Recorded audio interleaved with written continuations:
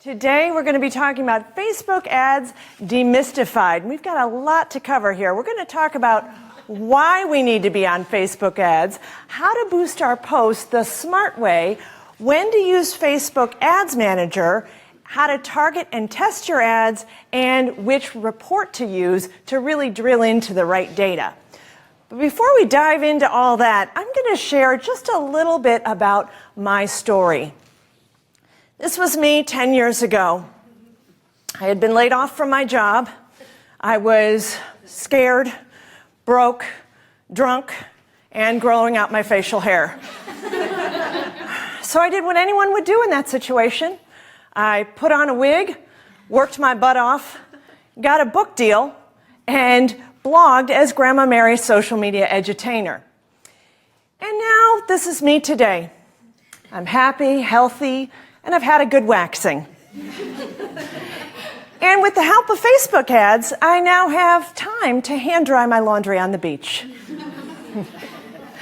So that's kind of part of my story. A little bit, I was laid off from my job, and it did inspire me to use my love of improv comedy and my love of entrepreneurship to start a blog as Grandma Mary's social media edutainer. So I had started learning about social media when I started an in-home wine tasting business, which was a perfect business with a one-year-old at home. You got to drink on the job, and now I'm a blogger, so it's the same. No, but I actually now really enjoy what I do. I love speaking at all different places, and I also do some stand-up comedy now around the Denver Boulder area, so it's a lot of fun. So love to connect with other comedians like Kim. So let me share with you today a little bit about Facebook ads. There is no one-size-fits-all formula. You might hear things like, oh, you've got to post a 30-second video at 2 o'clock on Tuesdays with 74 emojis, and you've got to wave some money around to make it all work. And that really isn't quite true. You really need to just be yourself, and we learned that so well from Sue. Put yourself into your business. And I'm living proof that you can get pretty weird on social media and still have a good business. You don't have to put on a wig, only if you like it. So let's talk about Facebook. Facebook is changing, and of course you've probably heard the news that the news feed is changing big time for businesses. Mark Zuckerberg announced recently that they're really putting that focus on the person-to-person conversations and really decreasing the reach for pages. So what do we do as marketers? Actually, the big thing is that this has been changing over the past year. This really isn't a huge shift. It will remain to be seen how low it will go, but for sure, we've already had to deal with this. So that's what makes Facebook advertising so important right now, and we can get smarter about it. Facebook has still increasing with daily monthly users. We're now over 2 billion. So your customers are there, and you need to be able to reach them the smart way. You can use Facebook advertising to reach your customers with highly targeted ads and not spend too much money. It really is still one of the cheapest places to advertise online. What I want you to do is to think about the customer journey, because we're not on Facebook thinking, what am I going to buy today? It's about getting connected with a brand, getting connected with your brand and your service, and becoming more aware of it. Facebook works best when we're using Facebook ads to build that awareness and get people over to our list. Because think about when you buy something. Sometimes it might happen that you see something and you buy it right away, but other times it takes 7 to 10 times to see it, sometimes 20 times. There's different studies out there that show that people need to see things several times. So Facebook works best when you're building an audience and getting them connected onto your email list, for example, and then you're using your email sequence to follow up with people. That's becoming even more critical now with the changes on Facebook. Do what you can to move people off of Facebook onto something you own, like your website or your email list. I know having an email list isn't always appropriate for every every business. Like, who wants to sign up for the dry cleaner email list? You know, it's not that exciting. But even by just moving them onto your website, which is your property, you can use things like the Facebook pixel to kind of capture that audience in a way. And you can capture that audience with the Facebook pixel. You can retarget them with Google ads if you were doing Google advertising. Twitter has a pixel as well. So just by getting people over to your website, you're sort of capturing that audience. So that's what you want to do. The fact is that Facebook ads costs are rising, but you are going to be smarter, and you at home too. You're going to be smarter about your Facebook ads because you're learning about that today. The most critical thing you need to take away is to have a system for testing. Test your ads in multiple ways, and I'm going to give you some great tips on how to set up your Facebook ads tests. So this is what I want for you today. I want you to feel like Facebook ads is just a little jog on a farm in your wedding dress. Because who doesn't want to do that? You know, I wake up all the time. But I want it to be easy. So I'm going to give you some tips that are going to make things a lot easier for you and get you out of overwhelm when you look at that ads manager. So boosted posts are one of the easiest ways to get started. And I'm going to give you a way to reframe how you're boosting your posts. And Facebook makes it really easy to boost your posts too. They're always telling you, hey, do you want to boost this? Hey, this is doing pretty well. Why don't you boost it? Why don't you give us some of your money? Well, let's get smart about how you're going to boost it. You want to boost your best content because that content is already doing well and you're going to be more effective with it. It's going to cost less for you to boost it. So boosted posts aren't always the best ROI, return on investment. And the reason is they may not be optimized for what you truly want. You can dive into the ads manager and get a little bit more advanced. Boosted posts are Facebook advertising light. It kind of signals to Facebook that you aren't quite as an advanced an advertiser. Now, they're not bad for sure. You can definitely boost your posts when it's doing well, and I definitely suggest using things like custom audiences to really connect with the warm audience that is going to respond better to that boosted post. The way you decide which post is a good candidate for boosting is to look into your Facebook Insights. And that you can find in your Insights section on your page and then look at the post section on the left side. Now you're going to see a whole list of all your recent posts and you're going to see a whole bunch of numbers. Well, what I want you to do is switch that view to engagement rate. And that's in the upper right corner of that page. You're going to have a little drop-down menu to switch it to engagement rate. And what that does, and I'm going to give you a little math here. It's a little early for math, I know. It's a percentage of people who have interacted with your post over those who have seen it. So now what we're doing is we're taking the fact that your posts get different reach out of the equation. We're kind of normalizing the data here, and it just turns it into a percentage. So what you will see then is you'll see a percentage of the number of people who interacted with it, and you're going to say, aha, this post was really interesting to people, but it got decent reach, but with a boost, it can do even better and make my money go farther with that. And you want to boost posts that, of course, have a business purpose for you, that are going to give you an advantage, like driving people to your website or doing something to connect you with your audience. So take a look. Usually I suggest over 5% is a good gauge. You might have different ranges depending on the size of your page. Sometimes larger pages have a smaller baseline of percentage of people who interact with them and vice versa with that. So what I do then is I take a look at a post that's doing well, and now I'm going to boost it to my warm audience. So I've created a custom audience that is my website visitors, people who have interacted with my videos in the past, especially if it's video content, because then you really want to hit them with that type of content again, because they're the people who like to interact with your videos. So you're going to boost that to your warm audience, and then you're going to be able to track what happens with that.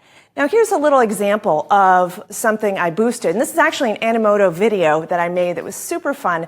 Got really great engagement. It was my business manifesto. And this was really to help get people connected with what I really believe in my business. And I made super quick little short clips and had some text under there, and it did really well organically, 5 times higher reach organically than normal.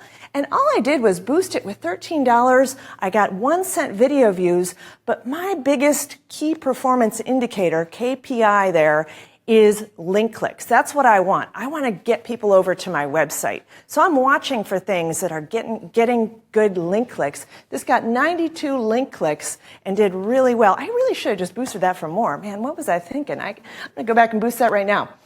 So so it is true that boosted posts can do well for you, but a better option is to really dive into the Facebook Ads Manager. Now, it can make people feel like this. I've been there these days. The kids, they want dinner every night, apparently. And you've got to, I don't know what's up with that, and this is how I feel. And sometimes looking at the Ads Manager, that's how I feel too. But we're going to give you some keys on where you should look. Now, when you start an ad in the Ads Manager, you have a whole bunch of different objectives available to you. And what you need to understand with this is that each objective is going to be optimized around that particular thing. So if I want the cheapest link clicks, the cheapest traffic, I'm going to choose traffic. If I have the Facebook pixel set up on my website where I can measure conversions, and I've set that up ahead of time, I'm going to choose conversions. And Facebook is going to optimize by showing your ad to the people who are more likely to convert. And it knows who are the types of people who make purchases, who are the types of people who opt into things. And it's all still based within your targeting, but it's showing it to those people first. So that's why you want to get a little smarter and optimize around your true goal there and measure things like conversions. So my biggest things that I use in this whole objective section are targeting, conversions, lead generation, and video views if I really want to build a video view audience. So those are the only ones I'm really focused on in here. Some of the others are good for different types of objectives. If you're really just looking for more reach, then you can use the reach ads. But I'm always trying to get people off of Facebook onto my website. So targeting is super powerful on Facebook ads. You're going to be able to target with your demographics. You're going to be able to choose custom audiences as well. But if you're looking at the cold audience to target your ads to, you're going to use the detailed targeting section and you're going to start typing in some keywords. You can target things like the fans of another page. You can target interests. You can target all different types of behaviors. And you just have to start typing and seeing if there's a match, because not all fan pages have the capability of being targeted. And so if you know that you have a competitor, you can show the ad to the fans of that competitor, perhaps, if that would be a perfect match. Or maybe it would be a different brand that was also had a lot of synergy with you, perhaps. Now, usually the way they allow pages to be targeted, it's a function of size. So typically you have to have a page that's like maybe 50,000 and above before you can target them, but just start typing and check it out. So you can target by zip code or city. So that's really handy for people who have that local business and you really want to hyper target. This works well for things like realtors or people who have a local business where people aren't going to drive that far. And if you're targeting with a local business, you don't want to narrow it down too much. So typically you might just put a few keywords on top of that so you don't narrow it too far. You can also do amazing things with your targeting, like targeting by job title, how much people make, if they went to college or not, if they are a homeowner. And people ask, how does Facebook know all this? You know, what are they doing? I'm not putting my income into my profile. That's kind of gross. But what they're doing is, we know that the internet is a creepy, creepy place, right? People are tracking us all over the place, and Facebook partners with third-party sites that gather all this data and then match it to our Facebook login information. So now when we target, it pulls up all the people who are in that target, and it's not always a perfect match. So that's why you have to really do your testing. And split testing is going to really help you save money. This is going to be where you're going to figure out which ad, which demographic, which image, which creative in your ad does the best. And this is where you're going to save money. So what I suggest here is just test at least, if you do nothing else, test at least 2 things to do your testing. And the more you test, the better you're going to get. But that's your homework. If you have never tested 2 different things, go home and do that, and you'll see, you'll save money. You'll thank me. So here's how you do that. When you're doing split testing, you want to keep everything the same except for the variable that you are really testing. So this can be your demographics first. That's what I suggest, because that can make a big difference in your targeting. So Facebook has these things called behavior targeting. So it's also tracking our behaviors out there. It will be able to find the people who like to shop at luxury stores like Whole Foods. And we can target those people. We can target people who are like lactose intolerant and people who actually do yoga and other things that not just like yoga, but they actually do the yoga. And so you're going to group different behaviors together that might be similar. You can group different interest and page keywords together that might be similar and test that group. And then maybe another one for job titles. And this would be appropriate for whatever your business is. You may decide what your test plan is with that. And in a perfect world, we might test every keyword by itself. But that's a large test plan a lot of times. So, just test a few things to get really good at that. And now you're going to keep each ad underneath this ad set the same. So you're going to have the same creative in there, the same text in there, so that when you get your report back and one is cheaper than the other, you're going to know it was because of those demographics. And then you're going to move on to the next set of testing, which will be the creative part. And if you're a local business, like I said before, you may not have a lot of demographics that you choose here. You're going to perhaps just layer a few demographics on top of that targeting, and then you're going to move on right away to the testing of the different creative. Maybe you'll test a different video in there and see which one does best. So here's some targeting and testing tips. Like I said, you're going to group similar keywords together into one ad. You're going to test those ideas together. And I suggest keeping your audiences large to start with. Facebook is actually getting much better at optimizing your ad.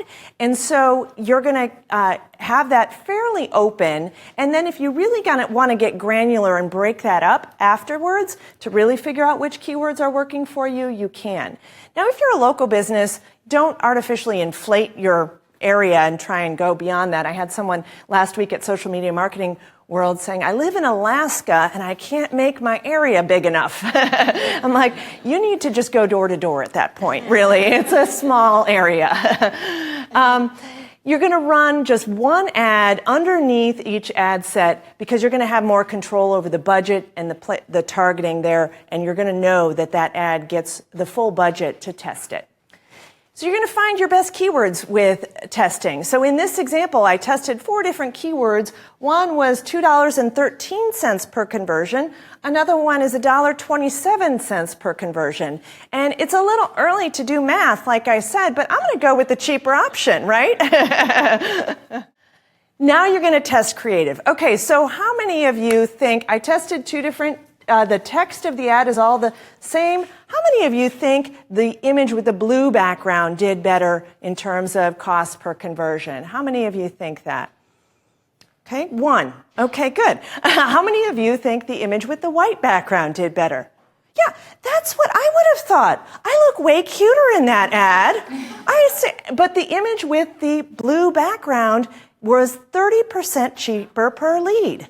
So anytime you can save 30% on your marketing, isn't that Geico? Who does that? That's a great option. So I guess wrong all the time. That's why you have to do the testing.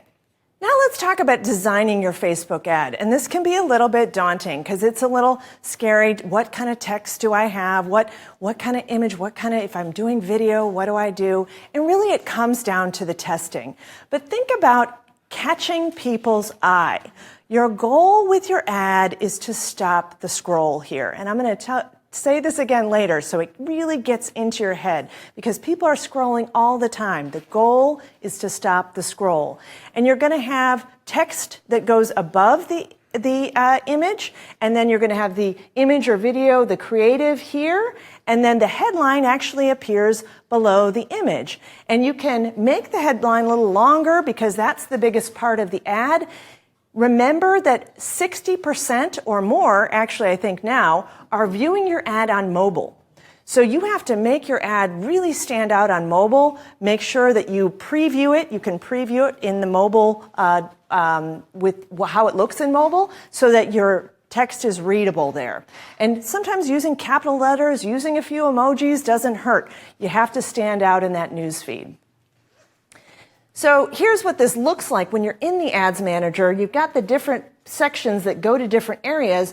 And remember, you can also have text on your image or video. That can be very readable on mobile devices. So make sure you use that. You want to not have more than 20%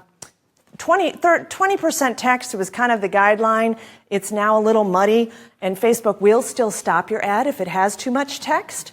But if you're using video and you use like the captioning, that doesn't count towards your text. So keep that in mind too. And something like, I think it was something like 70% of people are listening to video with the sound off. So if you are going to use video in your ads, try and have captions or have some text on it so people can get the information of your video without having to turn that sound on. Imagery is critical. And again, so I'm going to do another test for you because I like these. How many of you think the one with the 3 puppies converted better? Okay, how many of you think the one with the green image converted better? Okay, some of you abstained from voting. I see that. It actually was the one with the 3 puppies. And I like this one better. I thought this one looked a little more stylized, everything like that, but this one was $1.35 cheaper per opt-in there. And also, if you can get into some sort of business that involves puppies, I would recommend it because they do really well on Facebook. So use video ads to build awareness and your audience. This is huge. Videos are so powerful on Facebook because what happens is people are like tuning into the story that you're telling with the video. And this was a case of a local dentist where we were running video ads, and when someone calls in, they always ask, how did you hear about us? And it was never the Facebook ad. It was always a referral. But after we started running the ads, their referral rate doubled. Because what was happening was we were staying top of mind with their current customers. So by running video ads, running ads at all on Facebook, their current customers were like, oh yeah, that's right, I do like my dentist, that's right. And so when people were asking for a new dentist, they were referring them more often. So that's a huge benefit. Don't even think of getting new customers. Think of increasing your current business or doubling your referrals through your current customers, staying top of mind. And the other benefit that videos really give you are that you can use engagement retargeting with them. So you can now target the people who viewed your videos, and you can say, I want to target people who've watched at least 10 seconds of my video. I want to target people who've watched at least half. So that's your more engaged audience. And a lot of times, smaller businesses have low website traffic or maybe a low email list. So if you're trying to do the techniques like retargeting, those aren't available to you because you have to have at least 1,000 people on that to be able to target. And if you don't have 1,000 people on your email list or 1,000 website visitors that you've had recently, then you're not going to be able to use those techniques. Video is going to be your answer to that. You're going to be able to use a video ad boost it out, get some of that warm audience, and then combine that video retargeting with your website audience. So it's really great. And you can do fun things like Facebook Live or create really interesting videos that help people and give them a little taste of what you do and how you serve. So in the audiences section of Facebook, this is where you're going to build those custom audiences. You can build audiences from your email subscribers, like I mentioned, anyone who's engaged with your Facebook page, your website visitors, and you can segment these in really powerful ways if you have that kind of traffic, or you can combine them to save money by only targeting that smaller audience with your sales message. It's a lot easier to sell to your warmer audience than a cold audience. So your goal with your Facebook ad creative is to stop the scroll. We're all super distracted. I watch people all the time at airports and things like that, and they're just scrolling, scrolling, scrolling. Stop. Scroll, scroll, scroll. So your goal is to be interesting and stop that scroll. So now let's talk about Facebook ad reports. This is where it can get a little scary, all right? And you're going to stick with me here because there's a lot of numbers. But I'm going to give you the 3 things that you need to pay attention to in the report section. One is the date range. A lot of times people aren't looking at the right date range to understand their metrics, and they are saying, wait, how come, the data seems a little screwed here, or I'm not even seeing any delivery, and that's because the date range needs to be set. The next thing is to look at the ad, the level that you're looking at, because remember how I showed you the different split testing, where you're split testing at the ad set level? Well, you want to drill into that view, because if you're just looking at the campaign level, it's aggregating all of that into one, and you're not splitting it out into the different types of tests that you ran. So if you have different ads that you run underneath the ad set, then you need to look at that level. But usually if you're split testing at the ad set level, that's the level you look at. Now, the third thing you need to look at is the columns, because Facebook defaults to kind of not as much information in the columns that you're looking at. So you want to tell Facebook exactly what data you want to see in those reports. And you can definitely customize your columns. If you're using something like the Facebook Pixel, you can go into that and specifically say, I want to see the conversions, I want to see the leads, or I want to see the custom conversions that I have set up. So definitely customize your columns, and then you can set a default report. Now, if you want to make it super easy, your best default report is performance and clicks. So you'll just select the columns here, select performance and clicks. This is a pre-built report that actually has some pretty good information in it. And now you say set as default. Now every time you come back to your Facebook ads reports area, you'll be seeing some good stuff in there.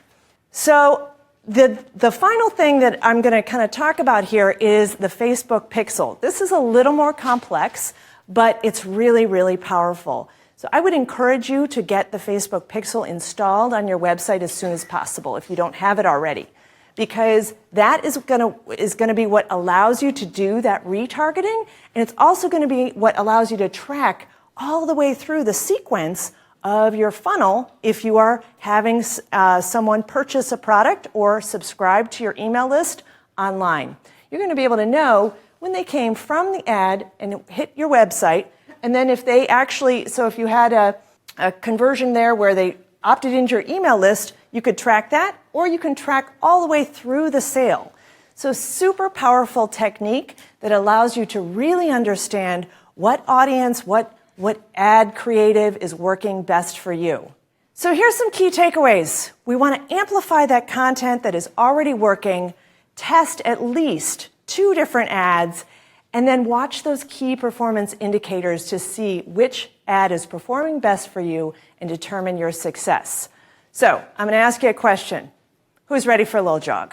All right. Thank you so much. I've been Andrea Vahl.